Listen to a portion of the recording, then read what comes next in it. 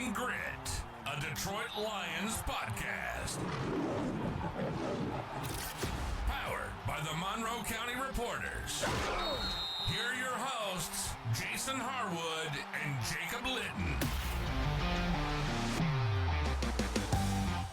Welcome to another episode of Talking Grit. I am Jason Harwood.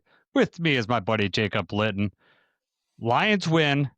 It's great to have a victory Monday, but I don't know how great I feel. How about you, Jacob? I was just going to say, this strangely feels unsettling for a Victory Monday, right? Yeah. I got to tell you, like, just in the stadium, and I got to admit, I was not feeling my best yesterday, and I'm still not feeling that great right now. But I don't know if it was, like, how I was feeling or if the game, I was just, like, so, like at some point, I was like, even when we come back to win this, since I felt like we were going to do that, I was like, I am not going to feel good about much of this game. It's going to be a relief when we win. And thank God we did come back and win. But that's just the way I felt. Like, I'm not going to feel great after this game, even if we win. Agreed. And that was, that was the case when it was 10-0. As soon as it went 10-0, like when the first quarter ended and it was like, that's where it was. It's like this, we're still going to win. In my head, it's like, we're still going to win this game, but this is ugly. And we're going to have to talk about how bad that first quarter was. Did not anticipate the rest of the game going the same way. We were lucky to escape with a victory. Yeah. I would say luck is 100% on the docket there. It was just in the stadium, like, the unbelief of people were getting very unrestless. There were some boo birds out, especially in the offense. Can you blame him? I mean, I'm sure you didn't participate, but he couldn't have been surprised that it was happening. No, I did not. I don't know if I've ever booed one of my teams at home. I'm not saying that they've never deserved it, but I just don't really find it that helpful at all for the situation. It's weird that it's happening this team in 2025. Yeah. It doesn't feel like it's deserved, but I mean, at the same time, I could see some people doing that. Yeah. So my question is, we had talked about this before. I'm going to lead this right off. Like, I didn't believe the Lions were able to be a part of a trap game. Like, I just didn't think that was part of their DNA. But the way this game was playing, especially on the defensive side of the ball, it really feels like they were not prepared. Do you have that same feeling, or is that just me? Or it's hard to come away with this game not feeling that way. I mean, if you dissect everything closely, they just had a lot of plays. They had a few trick plays. They had a lot of plays on third down. They just had a lot of things that just kept these drives going. And, you can point to those couple plays and say these were the drive extenders, but you don't give up, 512 yards? You don't give up those on fluke or by accident. Yes, a few plays extended these drives and caused these things, but you're right. Something was off. And I don't want to say it was a trap game. I really don't feel that way, which is even more concerning going into a short week with Green Bay, is because I feel like we, are operating business as usual. We weren't operating as if, we're going to blow this team out of the water. Let's just take it easy. Yeah, I was just wondering, like, Packers are right around the corner. We know how big that game is going to be and still is. It just felt like the defense wasn't prepared. And if anything, I felt the best about this defense on any phase of this team, and they played very, very bad yesterday. I mean, it's probably rude of me to say embarrassingly bad, but that's the way I felt in the stadium. I was just like, I think I probably even text you. I'm like, this is embarrassing. Yeah. To do this. And, we had ridiculed the Bears and the Packers for both playing the Giants close. And honestly, I mean, the Bears game was kind of close. None of them took it to overtime. The Bears game, they brought Russell Wilson in. I think this team is better with Jameis Winston in there. And he took all the risks, and, we luckily got the one pick. But beyond that, they took a lot of big risk plays, and they paid off for them. I mean, they've lost, is it 5 games after having double-digit leads in the fourth quarter? Yeah. Mm-hmm. But it's not really fair to sit here in hindsight and say maybe this Giants team wasn't all bad to begin with, when, we should have got the job done. We should have handled them way better than we did. We moved the ball easily enough that should have been the case the whole game. And we've got to be able to count on our defense for a stop or two. and that just didn't happen. And especially on third down again. We'll get into it later, but I mean, it just is a nightmare. It was. It was bad. And I could tell you, like, so from my standpoint in the stands, it was really bad because you could see guys wide open and you're like, oh my God, if he gets the ball over to him, it's done. At least on TV, you can't really see that because they got the camera focus on the quarterback. For me, I'm like, watch that. But then you could just see guys streaking wide open. I'm like, oh God. And, and unfortunately, they didn't hit all those shots, but they hit it way more than the Lions defense should have let up. Agreed. All right. Before we move into the individual units, we'll talk a little bit about the transactions. Not much to talk about here. The Lions waived safety Eric Hallett and linebacker Ty Summers. Both those guys might be coming back to the practice squad. We'll see how that lines up this week. But we did activate 2 quarterbacks, Khalil Dorsey and DJ Reed. DJ Reed did get played in the game. I think it was like 30 some snaps, so they kind of eased him into it. Probably also thinking that he's going to play again on Thursday, and he hasn't played in a while, so they didn't want to play him so much. So it was good to get his feet wet. We're going to need to be playing better in the secondary against this Packer team that likes to throw it up just like the Giants did, right? And we got to be ready for that. We elevated tight end Anthony Fersker, sorry, and from the practice squad. And I'm betting that that's going to happen again. I know the injury report came out today, which was weird. On Monday, the injury report came out because they're playing, and Brock Wright was estimated to have a no practice. So I'm expecting Ferkser to be brought up again. And this isn't a Lions transaction, but the Giants fired their defensive coordinator Shane Bowen today after giving up another fourth quarter lead. I would say yes, he probably deserves that, but there was also some head coaching calls that might have affected that too. Going forward on fourth down instead of going up by a touchdown at the end. There was some. I don't think it was all on the defensive coordinator on that. The Giants could have won that with some just better head coaching calls, situational play calls, I thought. Right. But it's not like they left them with a short field or left them with the odds against them. And it definitely was not just this game. Oh, heck yeah. I mean, it was bad. It's been bad all season for them, and some of those comebacks were with Jackson Dart and when they had Scatterboo. This was they didn't have any. They didn't have their starting running back. They didn't have their starting quarterback. I mean, it was embarrassing. It was bad. All right. One thing that this is probably our best special teams game, I would say, on a whole. I think I felt really good about special teams in this game. And we finally got a return, right? That set up a field goal right before halftime. That was Khalif Raymond. Finally, 44-yard return. We've been asking for that. Jack Fox punts were so good inside the 10, and it should have locked the Giants down. It didn't, but it should have locked them down, being way down there. All that did was enable them to add more yards to their total. Yeah, and that's what I would get to when we give up the total yards. A lot of it was that they had these long fields. The problem is that we just didn't stop them. So they were able to take advantage of that. Now, Jake Bates obviously hit the 59-yarder to send an OT.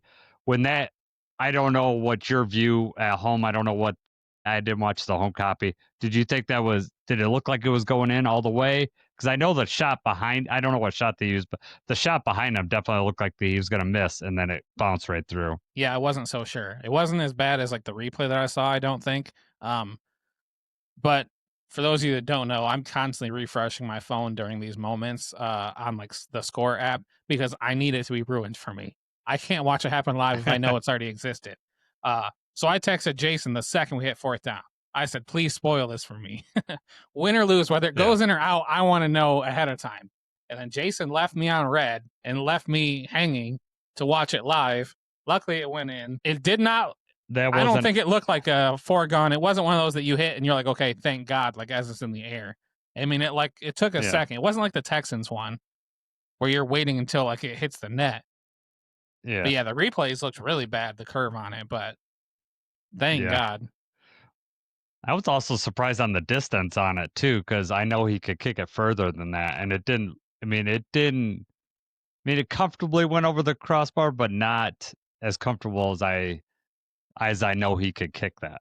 Right. No, Um, you seen those you know, Buffalo Wild he Wings hit another. commercials where the guys got the remote control on the ball, they're just wiggling it and trying to make it look good. Yeah, This is yeah, must see TV exactly. for overtime. Or man, that was that.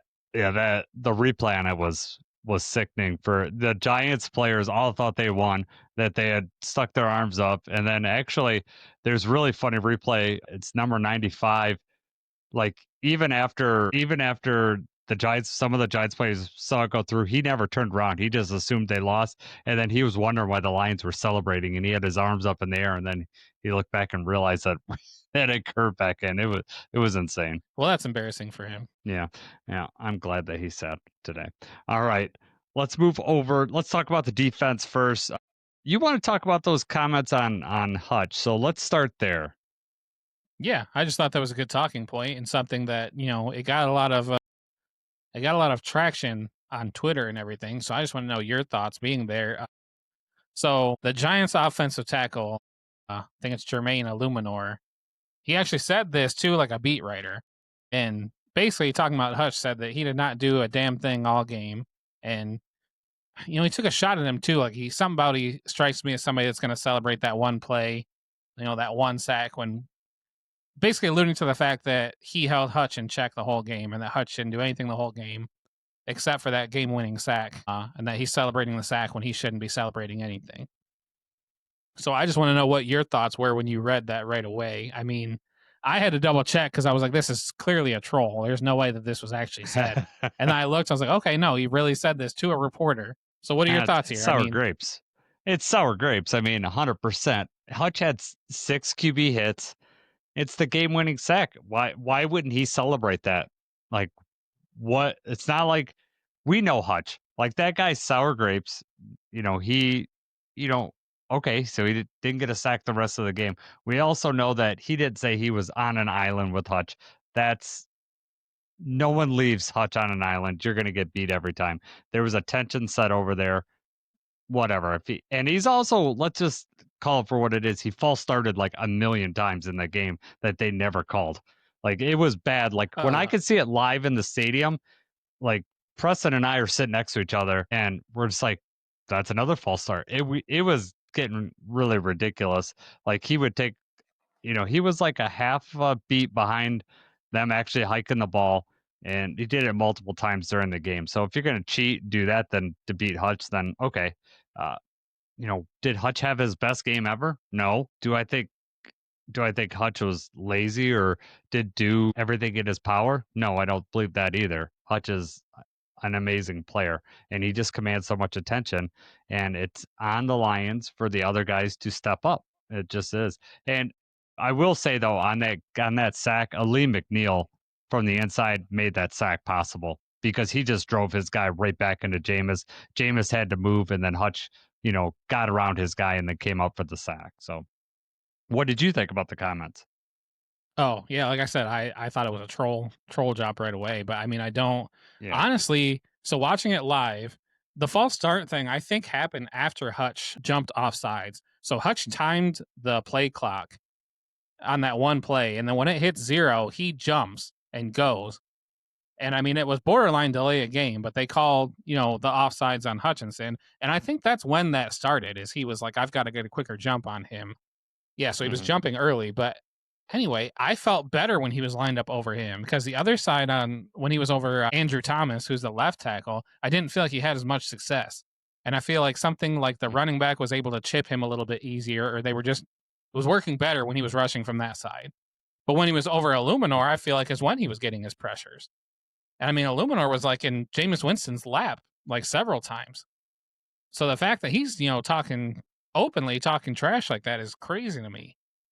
And of course, I mean, you can say, oh, he's going to celebrate this one play. He won the game. And I mean, what is he going to say? Like, well, you should have beat us by more? No, you're not going to say that. That might be true. They shouldn't have come down to that, yes. But I mean, that's what it came down to.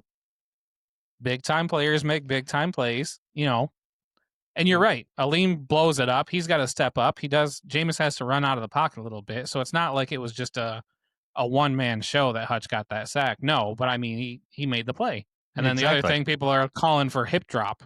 It's like he does not touch, which I corrected somebody online right away. But the key part of a hip drop tackle is that you land on that guy's legs. And he's on the side of Jameis so that he doesn't do that. So, yes, he's using his body weight, but he does not land on his legs. That's why that's not a penalty. Yeah, 100%. Yep. I mean, he does drop his hips, and Hutch does tackle like that, but you got to, the key part to it is that you have to land on their legs. That's where the injury risk comes into risk. You're going to tear up someone's ankle or twist their knee on that, but no, he doesn't do that. He takes them right to the ground. I tell you what, I was scanning that field for a flag after that though, not because of I thought it was a hip drop or anything like that, just because was there something in the secondary that I didn't miss? That's what happens to us. Illegal contact by somebody, and yeah. But we did give up 517 yards of offense, 395 yards of passing. That makes me sick to my stomach. 122 yards rushing. We let up 8 for 16 on third downs, and they were 1 for 3 on fourth down. I mean, the third downs were huge. And they were not just quick third down plays. We gave up 164 yards on third down. 2 touchdowns, and one of them was the pass interference on Branch that extended the field. Yep. 39-yard touchdown, 12-yard touchdown, pass interference. They also had another 39-yard pass, a 30-yard pass, a 20-yard pass. So it wasn't third and long, you're getting just enough yards. No, these are chunk plays. They're switching the field. Yeah, they had 1, 2, 3, 4, 5, 6 people with 20-plus yard plays or more. 6 different receivers get 20-plus, get explosives on us. That should never happen. And, the way we played it, I know the Eagles' offense is, struggling a little bit here and there, but the way we locked them down, it was I was expecting us to just be able to do that for the most part against the Giants. And frankly, once we started putting some pressure on Jameis in the second half is when he started, he threw the interception. He started to miss his spots a little bit. And what them getting up early allowed him to settle in a little bit. And then, we also had multiple blown coverages in that game that were just tough to swallow. It was just really, really bad. It was very uncharacteristic of this team. And I don't think it's necessarily going to move forward like that. And I hope not, but we can't afford it to, especially on Thursday. Exactly. And I mean, we've been praising the secondary with the backups and everything have been playing really well. And then in the worst way, they really did not show up. I know we're still without Kirby. Harper was out there for, I think, all but one snap, wasn't it? But Harper's also the one. Harper's the one that bit on that trick play. He bites on that run and lets Wan'Dale Robinson right by him, and that's a 39-yard touchdown that could have been prevented. Not to say that Kirby's perfect, but I mean, if he sticks with his man right there, then that doesn't happen, and maybe that's an interception for Kirby instead. Yep. We're relying on Arthur Mollett for a few big time third down or big time snaps. I know he gave up the touchdown to Hodgins. And that's those situations where if Terrion is I'd out also there, say Amik didn't play. Right. Amik got burned a few times too, I thought. I didn't really think that Amik had his best game either. And then, Branch, I know, had that illegal hit, which is certainly a helmet-to-helmet hit. I don't know. People around me trying to say he led with the shoulder. No, it was the clearest helmet-to-helmet That was vicious, hit. man. I posted that online. That was bad. And he was already falling down. It was not necessary. I know it's a bang-bang play, but then you do hit him with your shoulder, and then it's easier. You just can't do that. I think the receiver's head fell down into the target zone because he was falling down. Mm-hmm. But Branch has just got to go. I mean, he's just trying for the big hit, trying to dislodge that ball. I've told you for the last few weeks now, there's something going on. Without Kirby back there, it just seems like there's something about Brian Branch that's uninspired.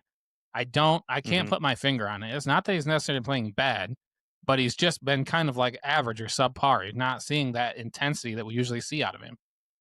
And I don't know if it's just Kirby not being back there, if it's them scheme-wise, they're trying to do different things or whatever with him just to, offset the fact that we're without Terrion and Kirby.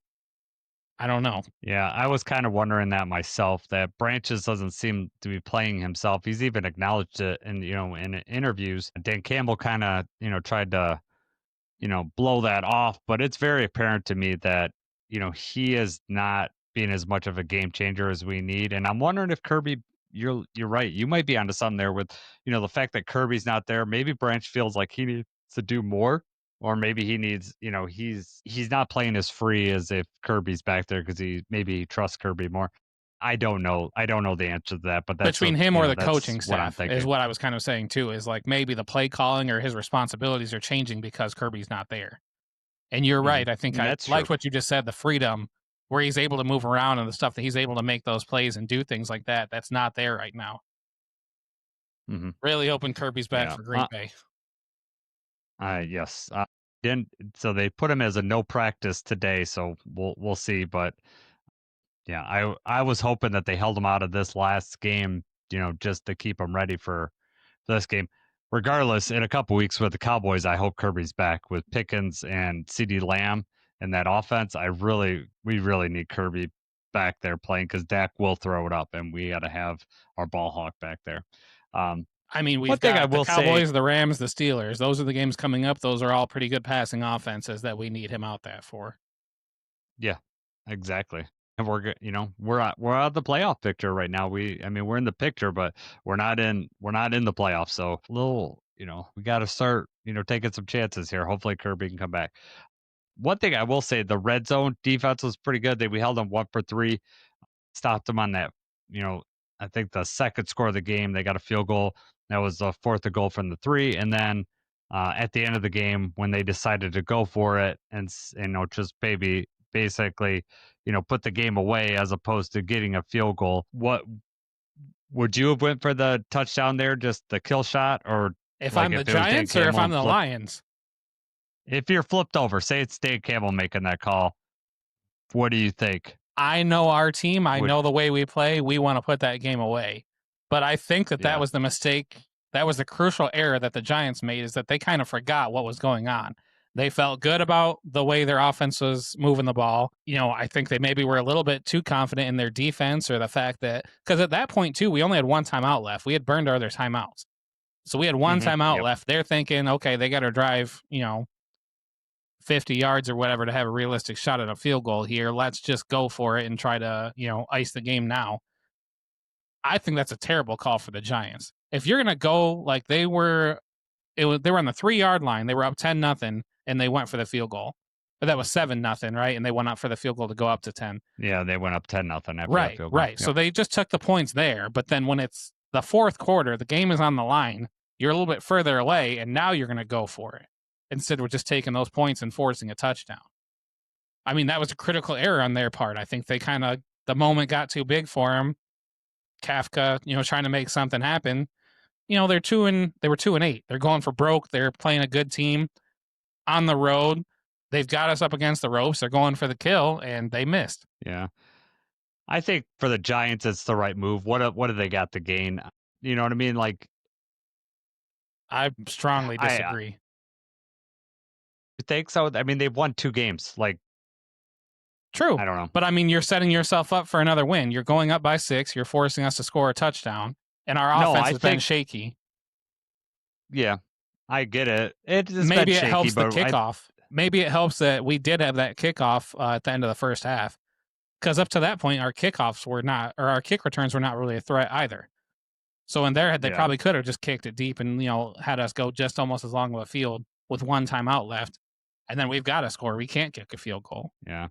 I think the Lions, the position they're in, I would have rather had them kick the field goal. And I think that the Giants, like, I think at the point that they just were, they only won 2 games. I think they're going for the kill shot, just try to put it out.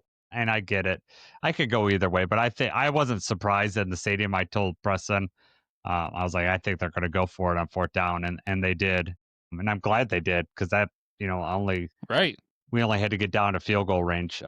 So that was good. But if it's 4th and 2 or 3, like if it's close like that, then I think the odds go up significantly. And then it's more of a closer call to go for it. I will say in overtime, when we scored, I told JJ and Milo, I was like, we've got to stop them because if they score, they're not going for an extra point. If they score, they're going for 2. Yep. And that would be Yeah, I 100% leaned the over to right call. Preston and I asked that, and Preston was like, I was just thinking that same exact thing. And I was like, they're definitely going to go for 2. That's when you go for broke. That's when you put everything on the line right there. It's this play or nothing. Not when you're in a good position to win like that. Yeah. Yeah. So let's see. I wanted to. Roy Lopez played another fantastic game. He had the knockdown pass. He just seems to be all over the field, getting 30 snaps. Tyleek was in there quite a bit, 45 snaps, so 55% snaps. So we were getting him up there. Muhammad is still only getting like 31 snaps, and I have, and I'm wondering if Davenport coming back, if Muhammad's going to see even sharper decline in his snaps, which is too bad. They obviously don't trust him early down in the early downs. He's playing mostly in the pass rushing downs. I don't know. What I know you love Muhammad. What do you think about that? Yeah, I don't get it. Don't get it at all. But I mean, it is what it is. They've been moving Aleem and having Aleem outside more. So, Yeah. Yeah, I know that it's like we got to get these guys on the field, but yesterday, for sure, we were getting pressure, but it was just taking way too long to get there. And that was allowing those guys to get open deep. And, you know, I can't help but think about the Packers coming up on Thursday because this is a game that I've been like super excited about, and we need this game.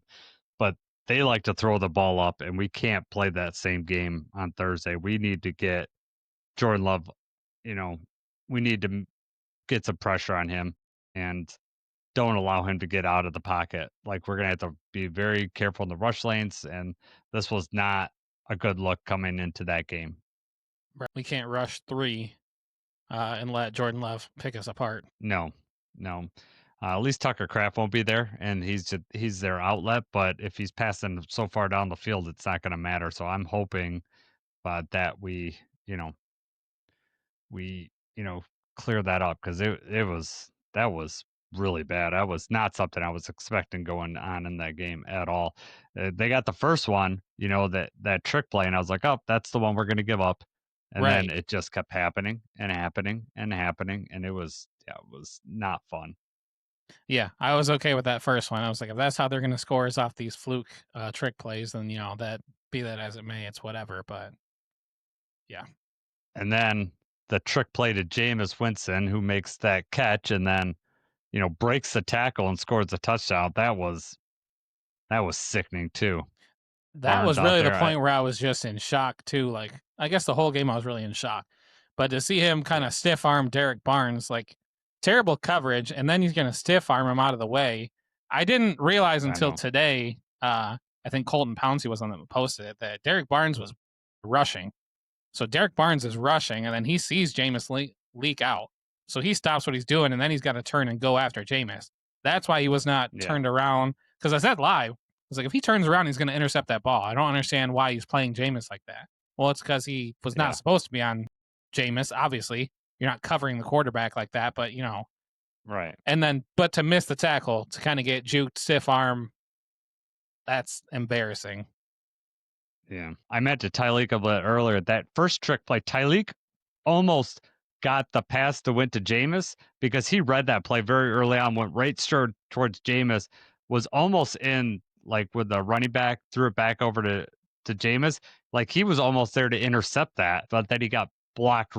Like, one of the offensive linemen, I don't know if it was a tackle or guard, pushed him out of the way just at the last second, enough to clear enough room for Jameis to throw that. But Tyleek read that play.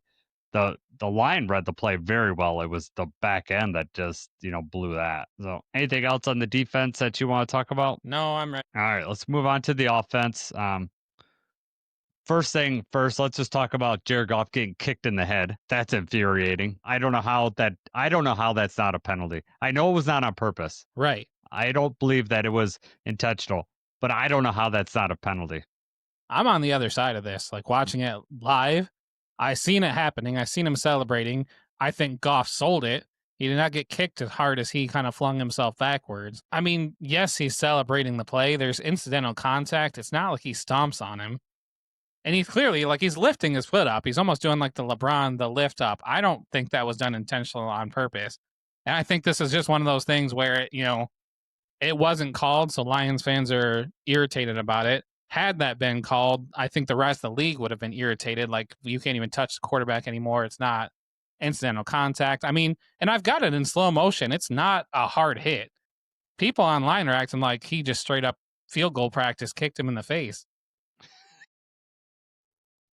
He barely touches him. No, I don't believe it's like that. I still think it's a penalty.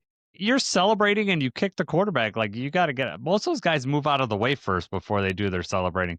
I disagree. I think it's a penalty. It should have been a penalty. If anything, if they're going to call taunting, you can't celebrate too close to the player as he's on the ground. You could have did taunting maybe. But to say unnecessary roughness on that is wild to me. I just am so far the other way. Okay. And that's fine. And you're so used to being wrong that it's okay Right. for me, and I'm used to this. I didn't even think it was a controversy. I was like, this is incidental. This is something like Goff tries to sell it. I haven't heard him talk about it. I haven't seen anything about that. But I mean, I was like, oh, he tried to sell it a little bit. It's over with. I did not envision the anger online or the comments on YouTube about this. Lions fans really wanted, they thought that was malicious and they wanted a flag. Nearly everybody else thinks it was not a flag. Yeah, that's okay. And I saw an equally one that was, I thought, it was ridiculous that Caleb Williams was hit. I don't know if you saw this. Someone posted online like, this is a late hit. Caleb Williams was 3 yards inbound, and this guy got killed online. Like, he's like, every other quarterback gets this call. Like, no quarterback gets this call. If you're in the field of play, you can get hit. But yeah, I think it should have been a penalty. But also I don't think it's it was on purpose or anything like that. I just think that if you're celebrating, you get away from the quarterback. I don't know what he was doing. All right, let's just talk about Gibbs. Since Barry Sanders, that was the most electric running back performance I have seen in a Lions uniform. It was unreal being in the stadium, especially the overtime run. All the touchdowns were away from me, Jacob. So my end zone was kryptonite for the Lions. Everything was away from me. But the cool thing about that was I could see this lane open up, and then you could just once he got past up to the where the linebackers were, you knew he was gone. And it was both exciting and unreal at the same time. 69-yard one play. I looked at 12 seconds had run off the clock, and the Giants were already getting the ball. That was just wild to me. Yes, I can only imagine.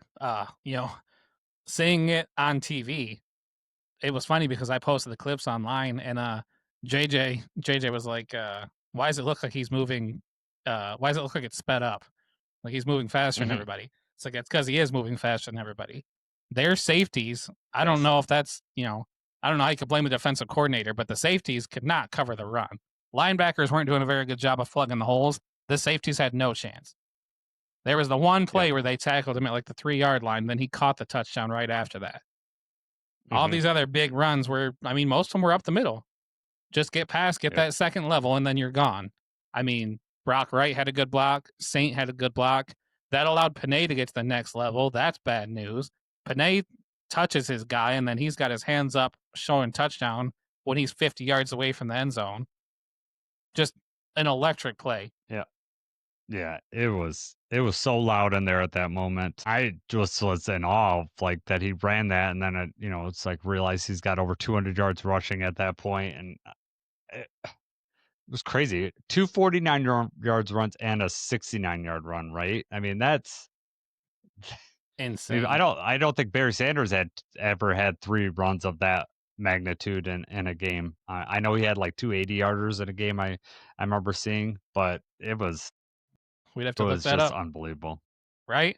Hey, that's really cool that you got to be at that game, because this is the one bright spot of everything that went wrong. Can at least have this to come away from and be happy about.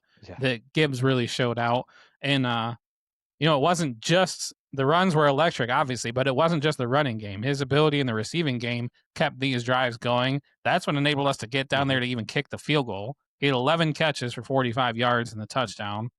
And that touchdown was sweet. I mean, it was easy. Goff kind of just had to lob it up, but he had Yeah. to catch it and then do that dive over the pylon. Just unreal Yes. game from Gibbs. Put the league on notice Yeah, too. Whoever wasn't, he did. aware of what he can do, they know now. Yeah, I know I mean, there's no way he's not getting offensive player of the week. I mean, that is just unbelievable amount of, touchdowns. And what was really awesome too, Jacob, is that I have him in both my fantasy leagues. So that was Right. amazing amount of points for me.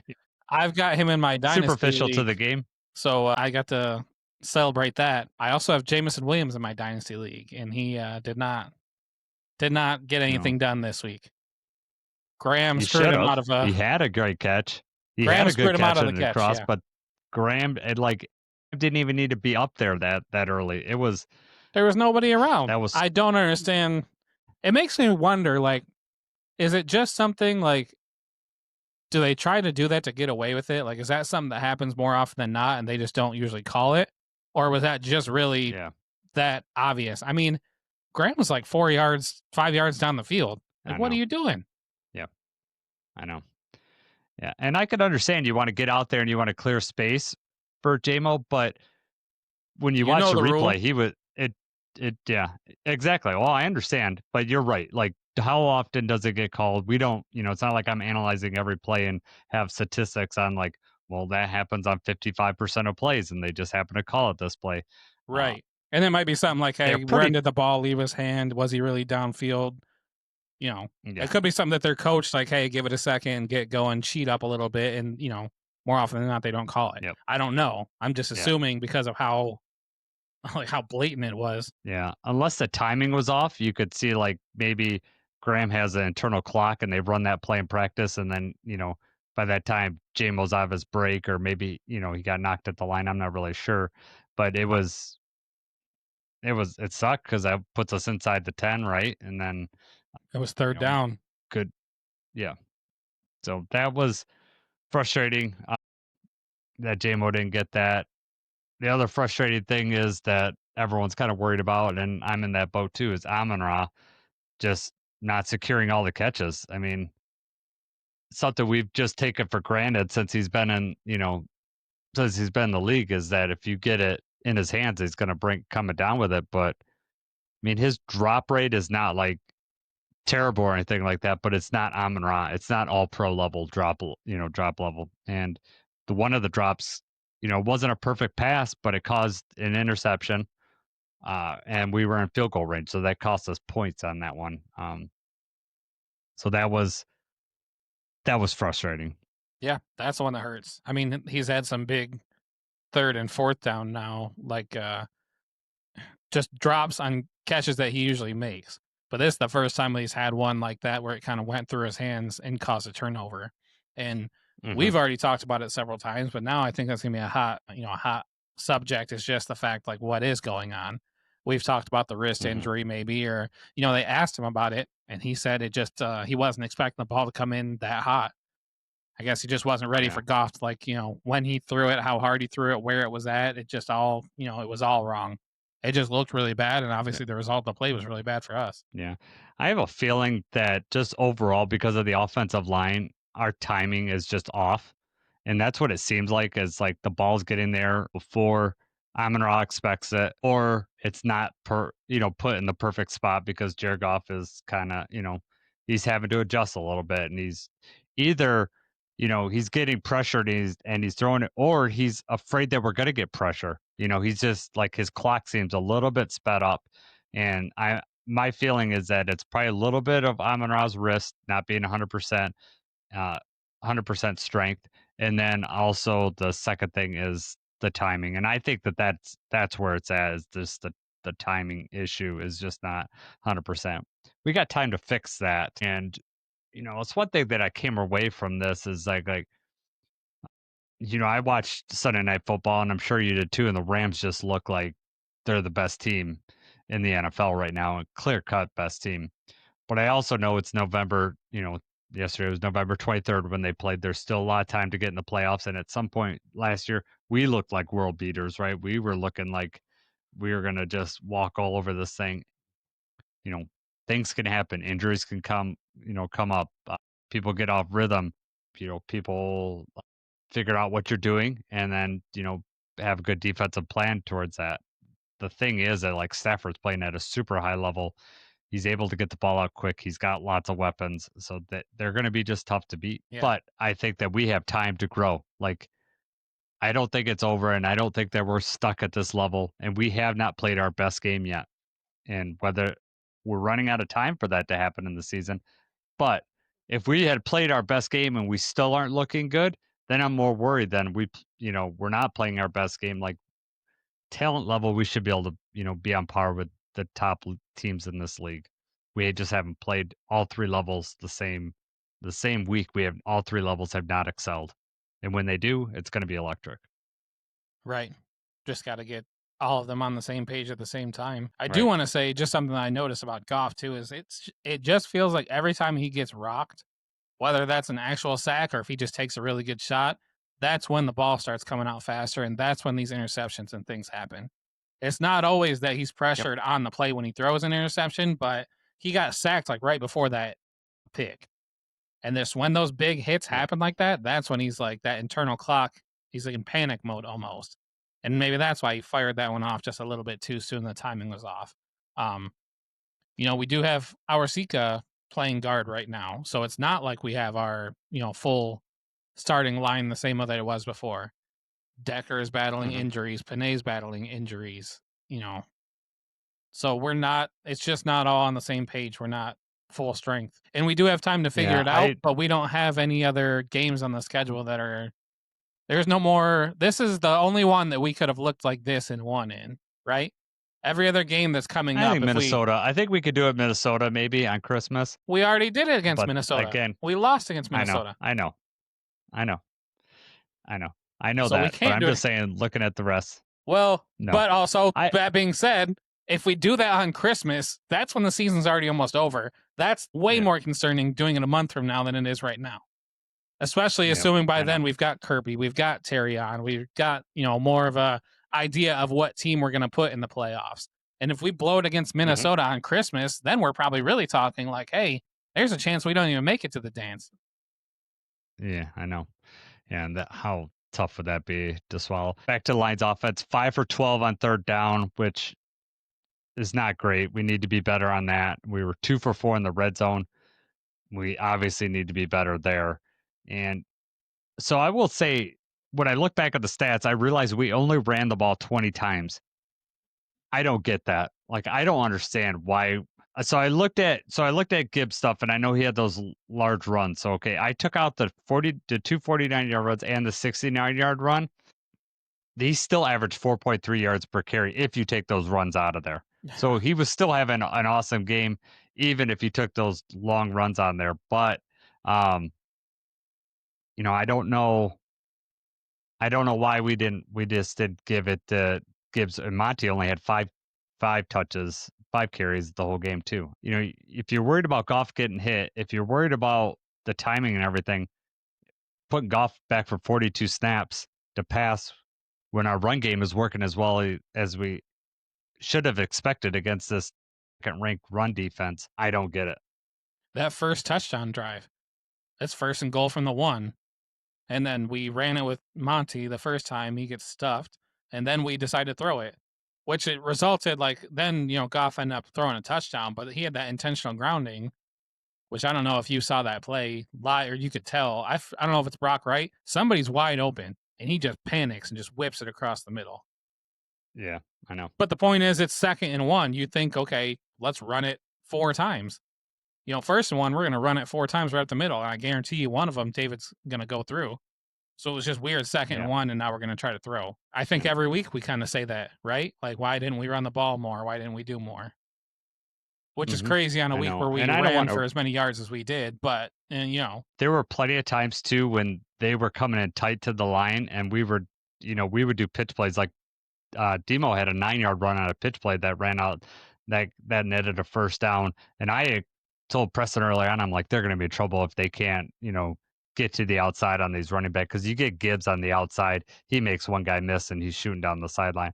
But he was able to go up the middle and do that with this defense. I just expected more out wide running, and I think it would have been very effective on this. And then, we could have kept the ball longer, get the time of possession, give our defense a little rest because the defense played 82 snaps yesterday.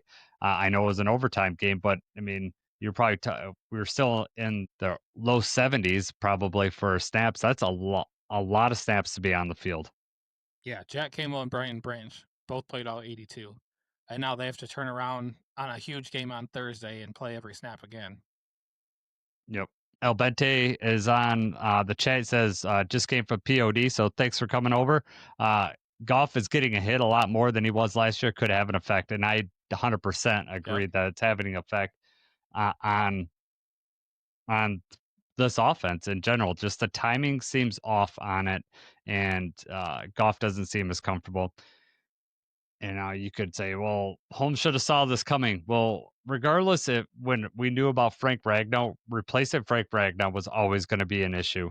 But Graham just is not the answer. He's fine there, but he is not the long-term answer. We're going to need to figure out that center position next year and either move Graham back over to guard, or whether that's Tate taking center, or we figure out another answer. But I don't believe that Graham is the answer next year at center. So I hope they get that figured out.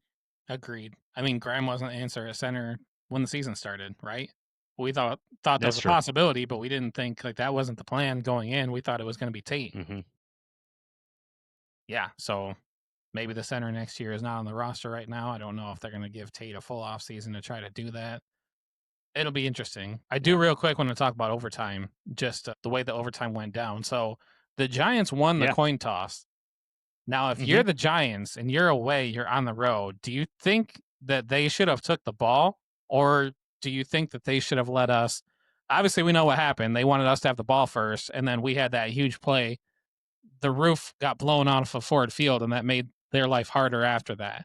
So, I mean, hindsight obviously is 2020, but just in general, for your opinion, you're on the road, you're in the situation, you're the Giants. Would you want to start with the ball, with the way that your offense was moving and everything, or do you think they made the right decision by trying to stop us first? All right. So in general, I think getting the ball second's a better option, just because then you know what you could do, and then you could go for it on fourth down. Because if you look at what they did, they had that fourth down. They went for fourth down and 2 times in that last drive. The first time, I don't think they go for it. They probably punt the ball away had they got the ball first, because that's when James. What? Yeah, 4th and 10. It was way on their side of the field. They're not going to give the ball up there, because if they do, the Lions they're already in field goal range, and we win that. So in general, I think that you take the ball. However, I know we scored in one play in 12 seconds, so it doesn't really apply in this case. But there is a scenario where the Lions get the ball, and then we just run it every play, and we just eat up a ton of clock, and then the Giants have it for 2 minutes, and then they got to get down the field real fast. So if someone had that argument, I could see that I could go that way too. But in general, I think it's better. I don't care if you're home or away. I think I just want to know what I need to get to. Now, depends on my offense and my defense. Like the team that's making that decision. If I have a really good defense, maybe I want to put them out there too, just for a field position gain too. I'm not sure. So what's your feeling? I mean, as far as yesterday and just in general. I go back and forth, because in college, I think it's obvious that you start defense first. Because in college, you each start with the ball at the 20 or whatever, and you just go back and forth on these drives, shorter drives. You want to know what you have to do on offense. But in NFL, I definitely think there's more of, are you home? How is the game going? Do you have momentum? I think there's a lot more to it. And for us, if we had won the coin toss, I would have wanted us to take the ball in that situation. Okay. Which obviously it worked out for us, but it's a funny thing that, I went back and looked at a lot of overtime games this year, and it seems to be a kind of a split 50-50. The team that wins does not always defer. It's not like a foregone. Right. You don't always just give the other team the ball. Sometimes they want to take it. I will say, I don't know if you saw this, the funny thing that kind of came out of this is that they go into overtime, the Giants win the toss, and they let the Lions have the ball. Giants defensive tackle Dexter Lawrence has to go use the bathroom real quick. So Dexter Lawrence is in the locker room, and Jahmyr Gibbs breaks off a run for a touchdown before Dexter Lawrence even gets out there for overtime. I did not know that. A Giants beat writer had shared that online, that Dexter Lawrence had to go use the bathroom. It was too late before he got out there. Jahmyr had already scored. God. So That's maybe check with crazy. your big defensive lineman that nobody has to go number 2 before you give the ball to Sonic.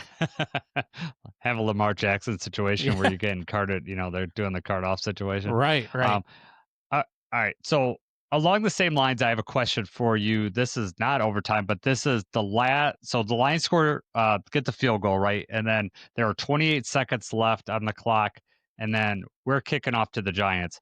Did you want us to kick it off where they could return it, or did you want Bates to do a touchback and then get it at the 35? What was your thoughts there? That's a great question. I thought we were going to boot it out of the end zone.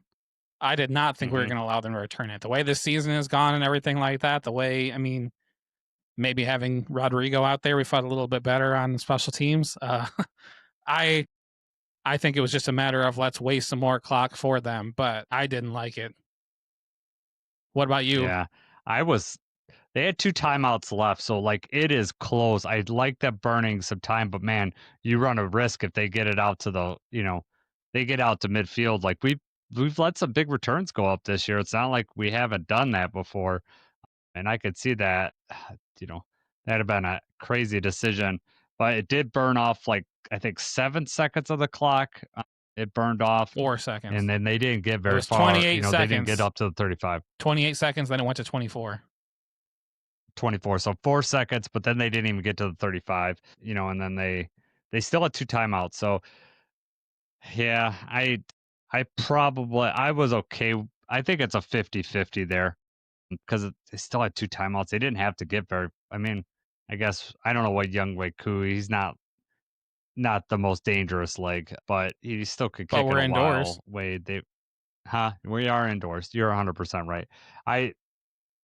Yeah, I don't know. I'm wishy-washy on it. I could go either way on this. Yeah, well, I don't. Let's not even leave that up to chance. Don't let him get close enough. Speaking of Justin Tucker, did you see he got a tryout today with the Saints? I didn't see who it was with, but I just saw Mina Kimes had shared. However they worded it, it wasn't a good look for them. No. Yeah, and the way they tried to justify it was funny. Is they were like, I know he has some stuff that's uncomfortable in his past. I think that's more than uncomfortable. Yeah, It's right. downright gross. Nah. But yeah, I'm running out of overall with this team. I keep thinking we're going to put it together week after week, and we're winning some games, but we haven't put it together yet.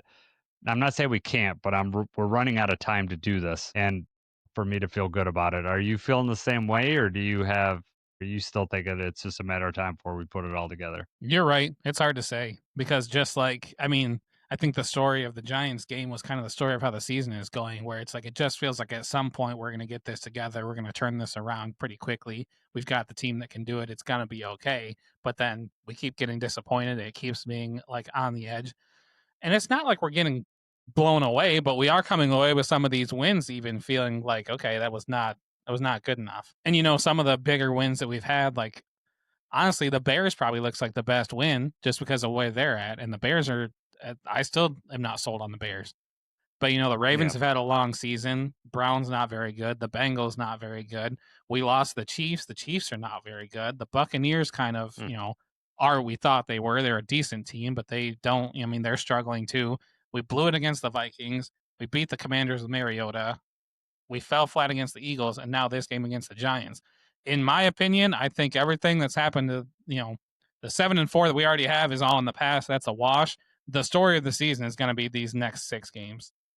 And these are the biggest ones. Obviously, the end of the season is more important than the beginning of the season anyway, but we've hit that hump. We're over the hump. The time to start performing is going to be now. And I think I said at the beginning of the year, I predicted 11-6, and looking at the schedule and looking where things lie right now, 11-6 is a lot less satisfying than it sounded at the beginning of the year. Because if we go on 11-6 now, we have to lose 2 of these games. And I would say the only games you'd feel better about losing at this point would probably be to the the Rams and maybe the Steelers, right? You don't want to lose the Packers. We Yeah. can't lose the Cowboys. We definitely can't lose the Vikings or the Bears again. So I mean, it's time to go all out. Me too. All right, couple things. First, roar alert. My roar alert was Gibbs. I couldn't have been more right on The that roar one. alert Your of roar alert alerts. was yeah, exactly. He made the noise, and Ford Field made a lot of noise for him. It was quite loud in there when he broke loose there. You picked Monty. They just didn't give him the ball enough. I think that he could have been there. He just, Gibbs just had one of those games. What I was talking about for Branch go on over to- defense is how I feel about Monty on offense. Something feels off about that, and I think it's just him not getting the opportunities that he gets. And I can go right back to, we gave him a goal line carry, but we gave him one chance. He got stuffed that one time, and then he doesn't get another carry. I thought for sure he was going to be the one that punched in the end zone right there. So it's disappointing that he's not been more involved. Mm-hmm. Yeah, I mean, they ask him about it, and Dan Campbell's like, we got, yes, we want to get him on the field, but we're not going to take Gibbs off the way he's playing. I get it. So great guarantee. I said the Lions would get 2 turnovers. We did get 1 interception. We did. Meek punched one out. We just didn't have anyone on that side of the field that could have got the ball, but he definitely punched that out. So I missed on that. However, Jacob missed in regular and the 4 quarters of the game, but man, he was right in overtime and hit that. He said we're going to have a 60-plus yard TD, and 69 yards, and it was the game winner. So if only I would have lowered that to was like awesome. a 40-plus yard play, then I'd have been right several times. I know. Yeah, it would have been. It would have made up for all your misses earlier in the year. So, final thoughts that I have: 9 penalties for 81 yards. That's terrible. We need to clean that up. It's just that's not Lions football. And I will tell you what's really strange to me is that when I look at our team, I don't feel like we have an identity. I really don't. Like each week, it seems like something else is happening. There's not much that I would like offensively. I mean, Gibbs is probably our identity, right? Like I feel comfortable by him, but even the Amon-Ra, Jared Goff connections iffy right now. Obviously, JMO can dominate, but he had really good last couple weeks, and then this past game was he was non-existent. Even defensively, I think that we're good, but then we have a stinker like this. So in the years past, I felt like our identity was our offensive line and just be able to run the ball whenever we want at will, and that's no longer us. So I really struggle with our identity, and that's not good to me. And I think that's part of the reason why it's up and down each of these weeks because we don't have an identity. What do you think about that? No, that's a fair critique. I think it would go a long way by having some multiple 5-minute plus drives. It just seems like our drives are never long enough. There's just too many situations where we don't make the most out of field position or play calling. We call a couple iffy plays back to back, and that ends up ruining the drive. Which obviously on some of the plays, penalty. Penalties killing us. I mean, but some of these touchdown drives, we had a 3-minute drive for a touchdown, a 1-minute 45 for a touchdown, 1-minute 26 for a touchdown. Obviously, the 18-second drive for the touchdown. So we're scoring on some of these drives. It just doesn't feel the same as when we're driving it and having a 5+ minute touchdown drive, right? That's when we're kind of taking the will away from the other team. And you're right. That starts with the offensive line. It starts with the running game and being able to move the ball effectively. And we aren't doing that. Yep. Yeah, having those long. I mean, even I would say it's happened this year at some point. Like the Ravens game was a game that we had long drives, able to run with Monty and stuff like that. It's that's the Gibbs is your home run hitter, but I would say that out of the two, Monty's going to consistently get you 4 yards, whereas Gibbs will get you. He seems to get stopped a little shorter, like 2 or 3 yards on some plays that maybe don't work out, but then he'll have the 49-yard run, and so you got to pick your poison there. But also, I think the advantage of having these longer drives, especially if we could run the ball, is to keep pressure off Goff. Like if they got to, commit more resources to stopping the rush, stopping the run. They can't rush the quarterback as much. Even having a good screen game, stuff like that, just to pull some pressure off of Goff. I would like to see more of that. Because our screen game, our wide receivers were blocked. You saw the screen to Amon-Ra. We got in the end zone.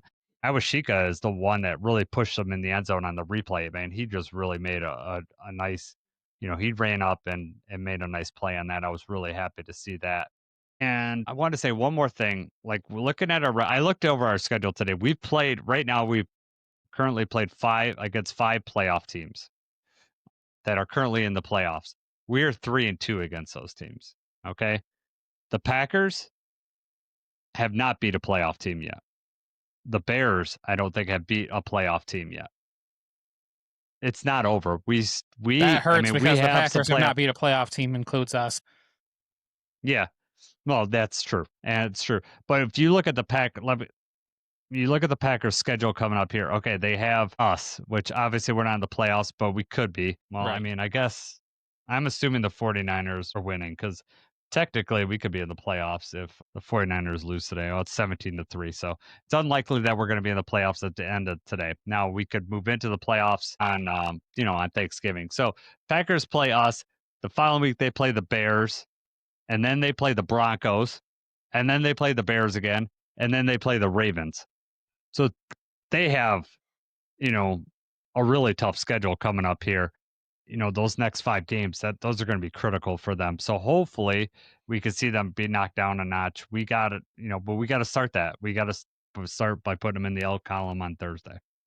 What if we have to root for the Packers to beat the Bears in December? Yeah. Well, the way I look at it is like, if we control our own destiny, then we can take care of it ourselves at the end of the season. I think the Bears are going to take care of it themselves. The Bears got to play the Eagles, which I know the Eagles just lost, but let's see.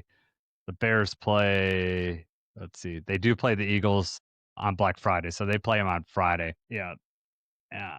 And then the Bears in a couple weeks got to play Shedeur Sanders and the Browns. Shedeur Sanders is totally, not a gimme. He's what they've been looking for. Yeah, he's what they've been looking for. Hey, if he can take care of the ball long enough for Myles Garrett and the defense to slow down the Bears, that's not. No. Yep. Caleb Williams could probably. Hopefully, maybe Myles will break the sack record against Caleb Williams. Yeah, that could happen. All right. Is there anything else that you want to cover before we head out of here? Nope. Ready to move on. Yep. We've said that a lot this year. Yeah. And not even just after losses. We've said that after some wins too. So true. Hopefully, it's short turnaround. You get this taste out of our mouth. We won, but we could really feel really good if we beat the Packers on Thursday. And frankly, it could look like this as long as we win. That's all that matters to me. Just put the Packers down. Right. Hey, if you have everything about this game is the same, but it's Green Bay, we feel much better, right? It's because it was New York, the way it played out. If this happened against the Packers, it'd be even more hilarious. Yeah, I know. So it'll be a good game. It's going to be loud at Ford Field. I get to see Jack White at halftime, which I was really happy when they announced Jack White was going to be there. That's a good halftime show, which will be great. So you get to see the throwback uniforms. I don't know if you saw, they did announce they're going to do the throwback. They are, and I was just like when you were younger. Yeah, I know. I'm excited about it. I know you don't like them. You don't like those plain uniforms. I am not. I just have. They are very nostalgic for me because we used to wear them all the time on Thanksgiving when I was a kid, and I really liked them. And I just think of Barry Sanders when I think of those uniforms for whatever reason. So I do like them. There's nothing different. It's not different enough for me. It's just like, hey, you know what? Let's take the logo off the helmet and the jersey, and we'll just have him wear the plain jersey. It just doesn't feel anything different. Add a different stripe or something. Yeah, well, I'm wondering if it's like I wonder if the blue is going to be different than, because the blue is like a different shade usually. So I don't know if they're going to do that or if they're just going to do the regular blue jerseys. I'll be interested to see how that looks. But yeah, I'm okay with it. It doesn't matter. Anything to start something new. You're superstitious. You should like this. Just doing something different. That's maybe, yeah, let's wear the throwback jerseys from when we were terrible for the last 30 years. Let's do that. Oh, okay. Remember all those times you were a kid and we lost on Thanksgiving? Let's bring that back. Yeah. No, actually, it seemed when I was in the 90s, it seemed like we would always upset a team on Thanksgiving. But then in the 2000s, it was not that way. It was like just another loss, it was bad. But beating the Packers on Thanksgiving, I am going to have plenty of things to go around. And All right. For Jacob, I'm Jason. Let's go Lions.